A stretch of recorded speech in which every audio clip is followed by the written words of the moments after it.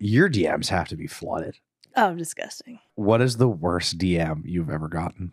I probably cannot say it. I don't even want to say it to you in private. Oh, boy.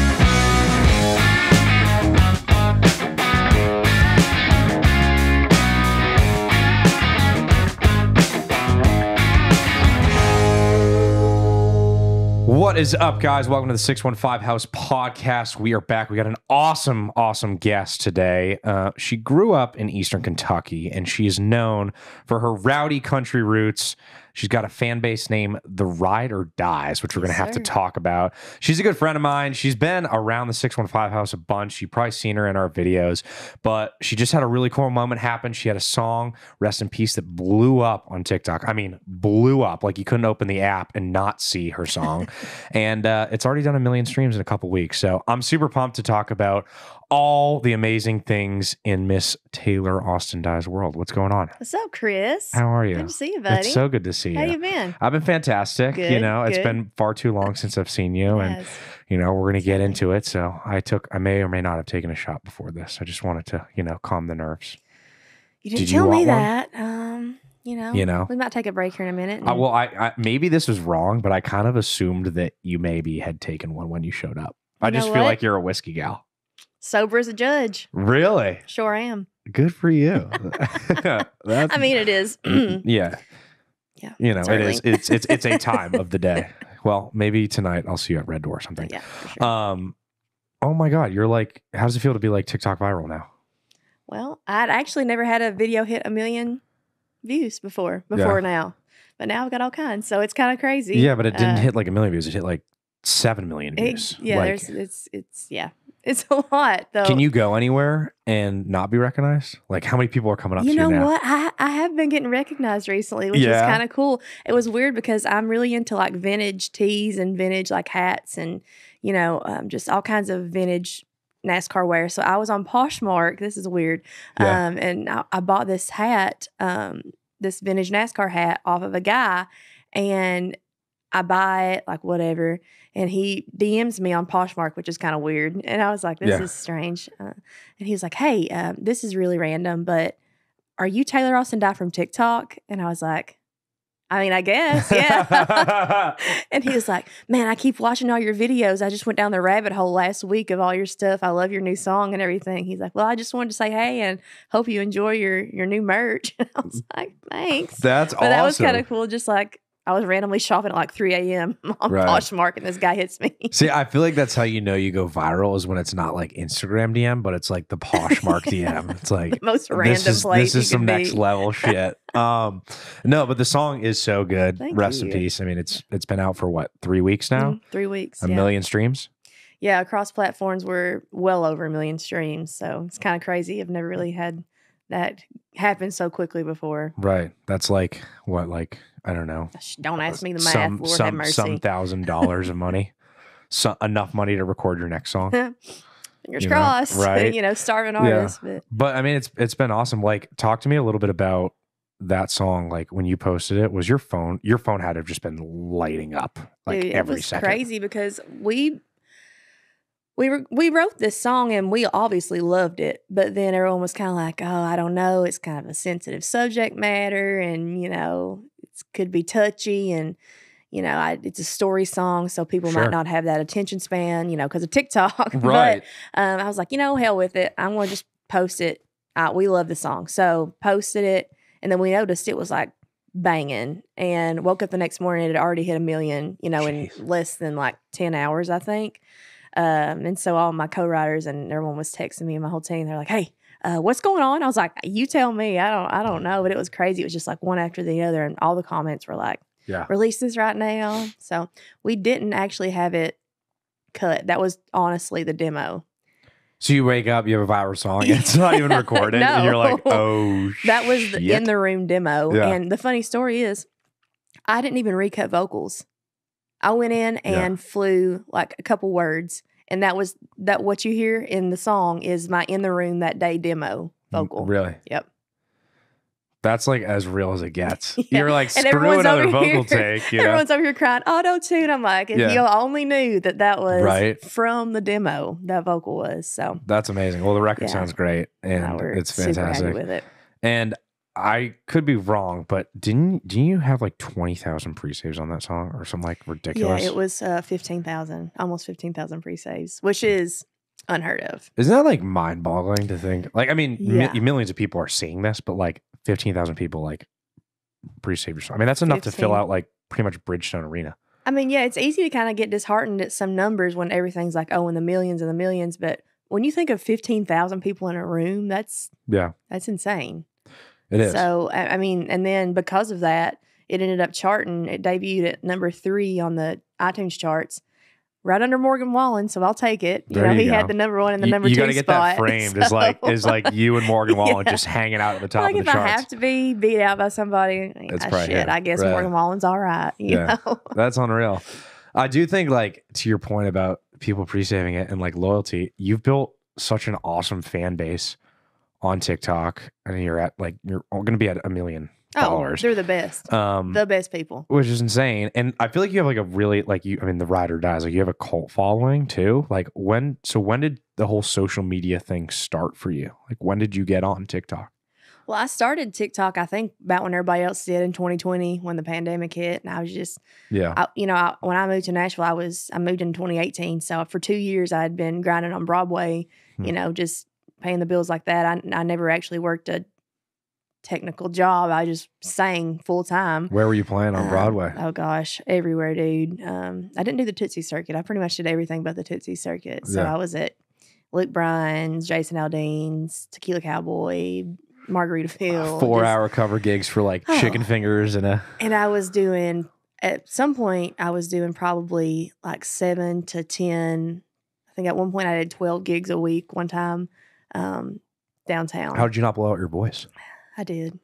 Yeah, it was not good. Yeah. And then all the drinking and stuff too that goes with it. But anyway, so when 2020 hit, obviously all that went away, and I just started posting because I was at home not doing really anything. Yeah. And I think the first cover that I ever posted on TikTok got like 300K right out of the gate, and I was like, oh, maybe I should keep doing this. Right. This seems fun. Let me continue. Something. Yeah. And then it just kind of started growing. And then from that, I started releasing, singles, and everyone kind of got really involved in that whole process of picking out what songs I should put out next. And they kind of, I let them vote on the name Ride or Die, because there was also an alternative a lot of people don't know about. It was either going to be the Ride or Dies or the Die Hards, which I think are both cool. It was a high stakes debate. Right. And so I did an Instagram poll, and Ride or Dies just barely came See, out on I think top. that's smart, because if you were the diehards, I would get confused with diehards, the people that are a fan of Die Hard, the movie. Right. Let me ask you this. Is Die Hard, the movie, a Christmas movie? Oh, okay. That's the debate. I did watch it at Christmas. So right. It's a Christmas movie. I feel like it's not. It happens during Christmas. I don't know. I guess it's a Christmas movie. I watched it on Christmas, so I guess I have to say yes. It's a Christmas movie. Well, that's what I'm saying. Like, see, I'm a Die Hard fan. I'm also a ride or die, but you have your own camp now, which is good. So I love it. Okay, so you're on TikTok. Supportive. Yeah. You're posting the ride or die is becoming a thing. Do you remember, like, what was your first viral video, the one for this song? I mean, did you have any viral videos? I had some, not millions of hits. I've been in the 500,000s and the 250,000s or 750,000s especially with Water Me Down. That was like a big one for my career. And that one had, I had several videos that almost went 1 million, but didn't quite make it. So this was kind of, Rest in Peace was kind of that first mile marker to that. But I did have one video before that go 1 million, right before it. And it was I'm kind of embarrassed to talk about it now. There's this guy that had thrifted this jacket, and he turns around and he's got on these tight jeans, like real tight jeans. And like if he had a quarter in his back pocket, you could tell if it was on heads or tails. Yeah. And so I stitched it, and I sang the Heart Like a Truck song. That's awesome. And I was just being an idiot. I need to pull up this video. This is unbelievable. And I had no idea. It's got 3 or 4 million views right now. Oh my God. And that was like the first video that I'd ever posted hit 1 million. I was like, leave it to me to do some stupid shit and go viral. That is unbelievable. I love it's the most random things that are the ones that go viral, you know? Also, wait, this is really what we need to talk about, Taylor. Let's talk about it. You are a massive Taco Bell fan. Love it. I feel like you've started like a riot on TikTok about Taco Bell. I have, and it's because I was wearing like a vintage Taco Bell hat in one of the videos that did blow up. And for some reason, a lot of people got really upset about it.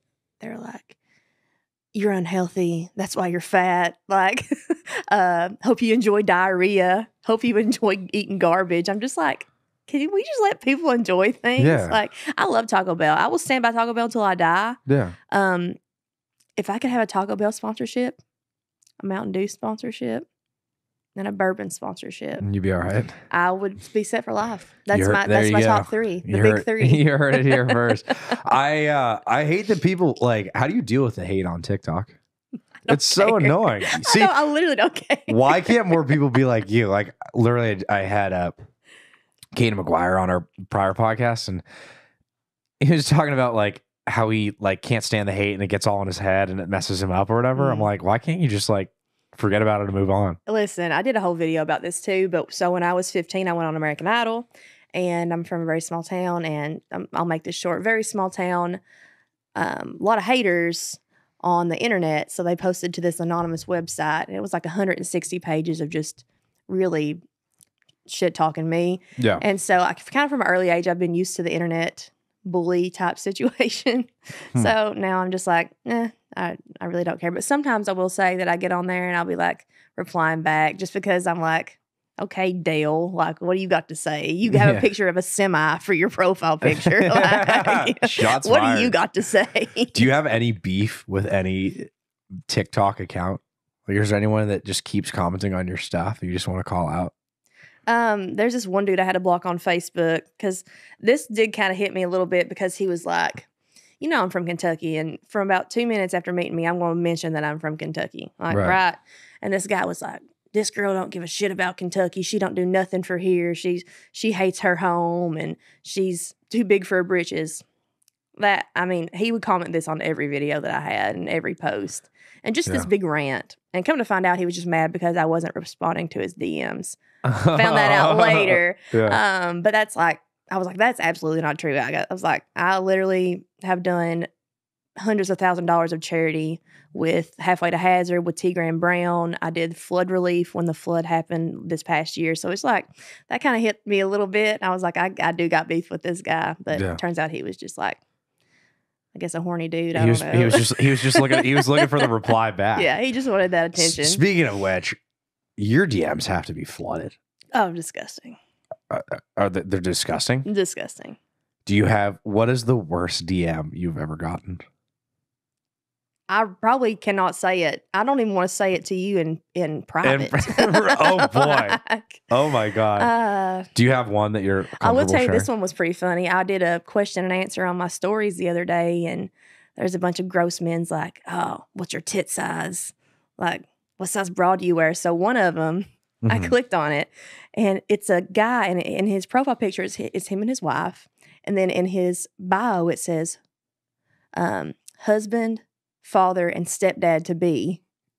And so I screenshot his profile and I tag him in it. And I was like, oof, not the boob ask from husband, father, stepdad to be. Oh, man. It's just, so everyone was like clicking on his profile and like messing with him. Yeah, kind of. now the divorce papers are finalized. I was like, are you not embarrassed?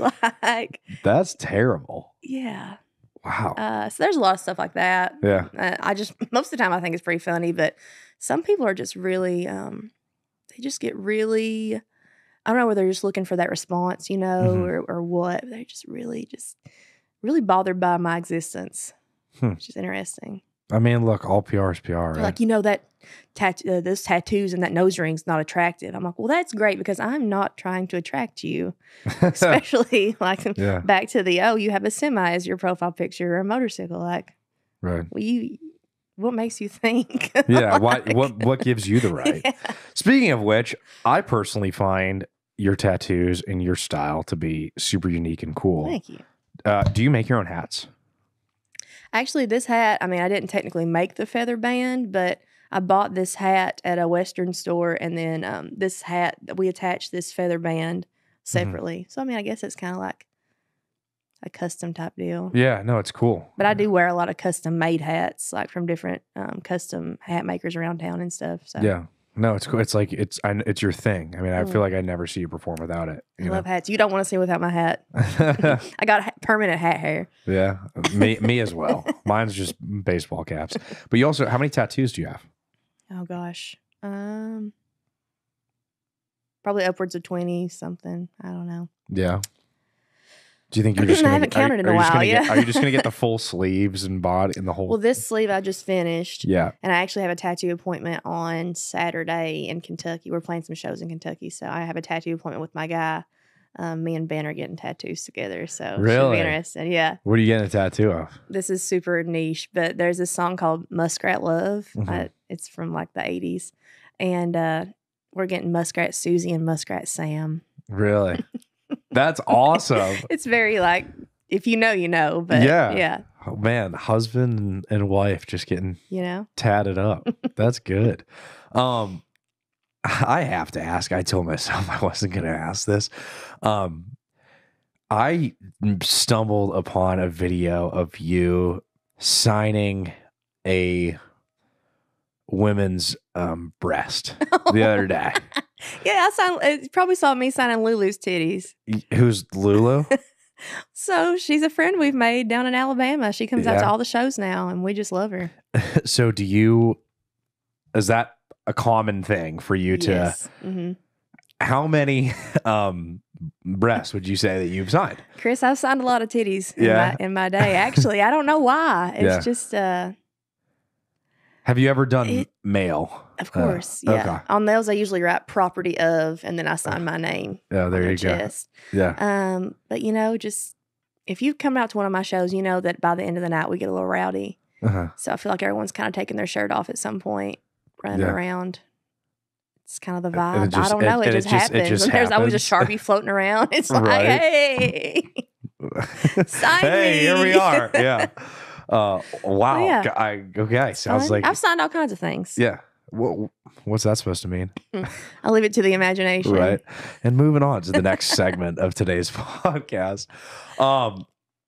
Man, I'm so it's been awesome for me to work with you a little bit in the past couple of years because you've clearly built this following, and I know how hard you put into work and it's like songwriting and performing and whatnot. But I like to ask everyone this, because I think a lot of people outside of Nashville or music forget like how hard it is with what we're doing.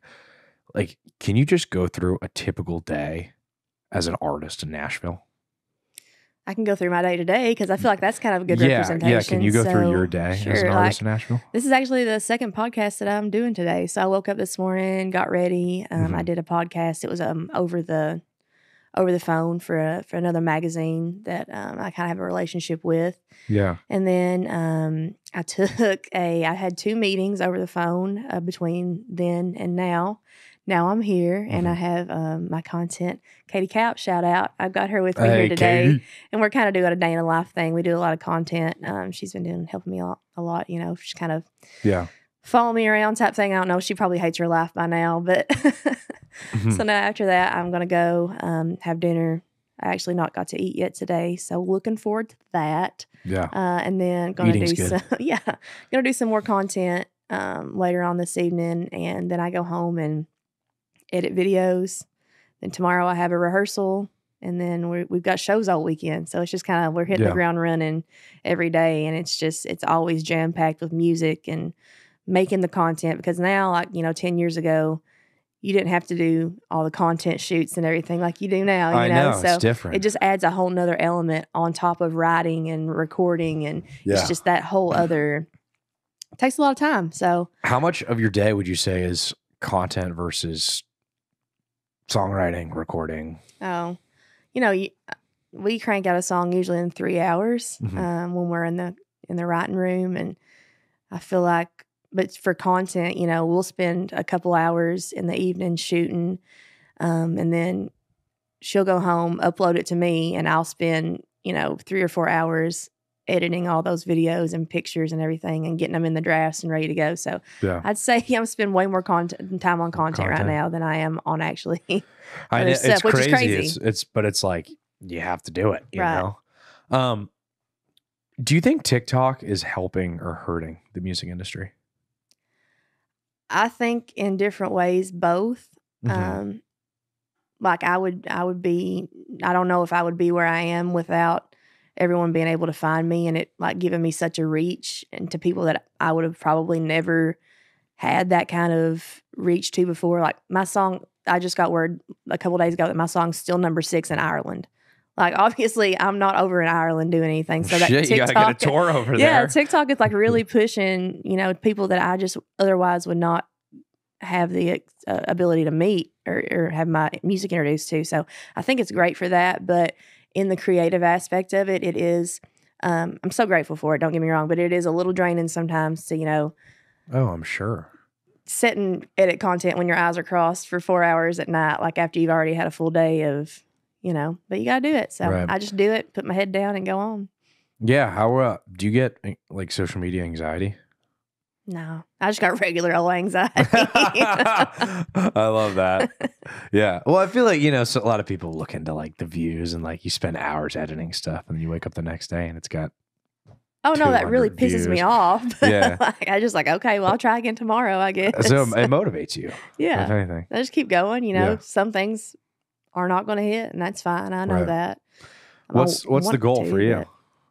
Man, I want to be out on the road. I want to be hard ticket act. I want to be doing live stuff because my heart lies in the live performance. Yeah. And as much as I love social media and everything, Sure. being in the studio, I love being out live. I love playing for people, and then after just getting to hang out and meet everybody and hear everybody's story. So that's my goal, like to just be out as much as possible. And we have a ton of shows coming up this year that I'm really excited about. Yeah. So correct me if I'm wrong, but you're opening for Jody Messina. Jody, yeah. You're doing a festival with Trace Atkins. Trace right? Atkins, Sarah Evans, Yeah. Shannon Doe, and Lone Star. That's all the same festival. All on the same festival. Mhm. Did you like? Is it crazy that like you're now playing shows with some of your It's insane. idols? Doing one with Dana Carter too in May. It's just like, Yeah, like Strawberry Wine. yeah. What And do I you, always have you met cover- her before? I always cover that song. I've never met her. And What I'm do you, like, when I you can't meet Dana cover Carter it. for the first time, what are you gonna say? I don't know. I have not even thought about it. Like, honestly, I don't usually get too starstruck. But I don't know. Just like being around all these people that I've looked up to, my whole life, being an artist, even when I was so young, is just kind of like, it's still not really sunk in, I don't think, Yeah. But they're always so cool. Like when I got to open for Winona last year, she was just the kindest person ever. That's And amazing. she was very encouraging to me. She's like, "Oh, girl, you're the next generation of country music." And that kind of gave me a lot of, Confidence. yeah, keep going. See, that's amazing. I feel like it's so like you get so intimidated and work up a sweat meeting these people, and then you realize they're just human too. Yeah, you she's know? like, "Well, I want to get a picture with you." And I was like, "Well, shit, I won't get a picture with you." Yeah, right. That's amazing. That is amazing. Okay, well, we're gonna play a game. If that's okay. Gonna play a game. Sure. You like games? So Some games. look, here's the game. We got a little sponsorship with Ariat. Oh, We got a little T-shirt on the very line. Look at this nice. little puppy. Zoom in on that beautiful T-shirt. We're gonna do rapid fire questions. So we're throwing a minute on the clock here. Oh Lord, my And- brain lags like a I 98 know, but desktop. Taylor, you gotta be ready to go here because we got a minute. High stakes. Okay, God, okay. here we go. Ugh. I'll let you get a sip of water first. Okay. And she sits up. She's ready to go. There we go. Ready? All right. Favorite country artist right now? Coetzel. Go-to karaoke song. Nothing's gonna stop us now. That's a good one. Favorite boot toe shape? Are you square, rounded? Snip toe. Snip toe. Yes, sir. Wow. Okay. TV show. Favorite TV show? Squidbillies. Whoa. Okay. One person you could collaborate with. Ooh. Lane Wilson. Lainey Wilson's a great answer. Are you cowgirl hats, or are you baseball caps? Both. Both? All the time. I've never seen you with a baseball cap, but that's good. I like that. How many days a week would you say you wear boots? 7. Talker or texter? Talker. Really? Like you call? Yeah. Interesting. Okay, good for It's you. preference. I like that. That's good. Would you ever create an OnlyFans? Everyone in my DMs really wants me to, but Don't think I'm going to. Sorry. Right. That was, and we're at a minute. Look at that. That was pretty good. That Okay, was I feel that good was about that. good. I put That you in the wasn't hot too seat hard. it wasn't too hard. I was friendly. I could have, I could have been a little bit. For the OnlyFans thing, I posted on my story when I was like advertising RIP when we were like really pushing it to come out. I put the link to my pre-save in my story, and I said that it was an OnlyFans link because you can change the name of the title of the link. And everyone was like clicking on that link, and I had all these DMs like, the link's not working. I was like, That maybe is just genius try it again. That's awesome. So did you post like, was it a scandalous photo at Oh all? yeah. I was at the beach and I was in my bikini. That's awesome. It was You're so like, hey, new news for you. That's one way to market yourself. Hey, I got like 3,000 link clicks on that story. So I was, You got the most link clicks ever from it. most link clicks I've ever had. See, look at that. That's genius marketing at its finest. Oh my God. I love that. Well, what's in store with new music? Like, are you putting out an album anytime soon? Yeah, so I have all kinds of stuff ready to go. We're just kind of letting RIP do its thing for just a little bit, a couple more weeks, and then you can definitely expect some new music. I have several songs already recorded, and I am going to be putting out an album this year as well. So Let's go. Full album by the end of 2023, if the good Lord's willing and the creek don't rise. I love that. I was going to say, do you feel like with TikTok that, I mean, you were in such like a single driven market? Like, do you think that there's still room for albums and music? I do. I think it's important because I want to see, like, if I really like somebody, I want to see a body of work from them. Like, I love the single stuff. And, up until now, all that I've been able to afford, scrap and buy is like paying for a single and then having to wait 6 months to save back up, for it. But now I'm fortunate enough to be able to actually record a few songs at a time. And I think it's important to have that body of work behind you and really show people like what you're about. Right. And I feel, again, from an outsider perspective, people forget like how much time and energy and money goes into making this stuff happen. Like, it's not like it just clicks overnight. You can just put out a million records, Right. And everyone's like, when can we expect an album? They've been asking me for a while, and it's just been kind of like, I need to save up some more money. But now I've got it going, and it's happening. So yeah, that's awesome. Tickled to death. Where do you think the music industry is heading? That is something I wish I knew, buddy. I think we all wish we knew that. But I do think what I've noticed, just in my experience is things are kind of not going backwards, but going backwards in a good way in the music aspect of it, because I think we were kind of stuck in this kind of factory generic kind of songs that everyone was pushing out, not to hate, but like the bro country stuff that was so popular and did so well for a lot of people. But I think now we're kind of, even with Rest in Peace, you're kind of seeing that backtick to like those storytelling songs and like those, more 90s and 2000s influences. And I love that. So I think they're kind of heading in that direction. I agree. I mean, I think there's plenty of artists that are kind of paving that way again, which is really refreshing. And I think we're just like, we're consuming so much music now that I feel like people are looking for something that's deeper than just like the generic songs. Right. And it's not up to radio 100% anymore to tell you what to like. You it's crazy. Find your own little corner of the internet and find your own corner of whatever music you like. And I think that's awesome. Right. Do you think that TikTok and Instagram and YouTube, do you think that they're finding the good songs? Like, do you think good song wins? I think they've been winning more recently. I will say, yeah. Mm-hmm. I think so. I'm trying to think of an example, but sure. Well, I mean, there's just so much music uploaded every day. I can't even think of one specific song. It's just like, people are I'll tell you, Rest in Peace is a damn good song, and it's doing pretty well on social media. Well, this has been awesome, Taylor. I'm a huge fan. That I feel like I've gotten to see so much growth just from you stopping by the 615 house and it's been crazy, hanging out and doing all that. I don't know. Who's your, you got a favorite person in the 615 house? You, of course. Well, I mean, I know that, I bribed you to say that, but. No, I really am a fan of everybody that's over there, especially Graham and Jake and Kaylin and Abby. Those are some of my favorite people in this town, not, just in the 615 house. And they're super talented, and they've all got a lot of good stuff going on for them right now. Well, I love that you're a part of all of this. And I seriously think that, was it Deanna or whoever it was that said you're the next generation of Winona. Well, yeah, when she said you're the next generation, I do believe that, and I think you got a lot in store, which is amazing. One thing I like to do too, because this town, I think it's like so encouraging, and it's awesome just seeing this new group of people rise. I ask this question to my guests, but 3 artists that you're cranking up your car radio and listening to, like who are your favorite 3 artists right now, new, old? Oh, okay. Well, I already said Coetzel, but anyone that knows me knows I'm a Coetzel stan. It's bad.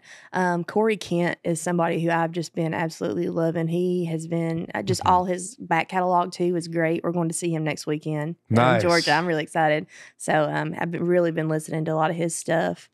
And Hardy, man, I think Hardy is just a force that is going to be reckoned with for a long time in this town. Yeah. And I'm a big fan of all 3 of those. Well, this is awesome. Thanks for jumping on, Taylor. Thank you for having me. Yeah, I can't wait to watch you filling up stadiums and arenas and doing the thing and signing my boobs. I sure will. Should we get a Sharpie in the house? Right. Yeah, we might have to get a Sharpie. We might have to make this happen. Taylor Austin Dye on the pod. Y'all go check out her music and go see her in concert. Hell yeah, it's come on a heck out. of a show. So thank you, and we'll talk soon. All right, see you.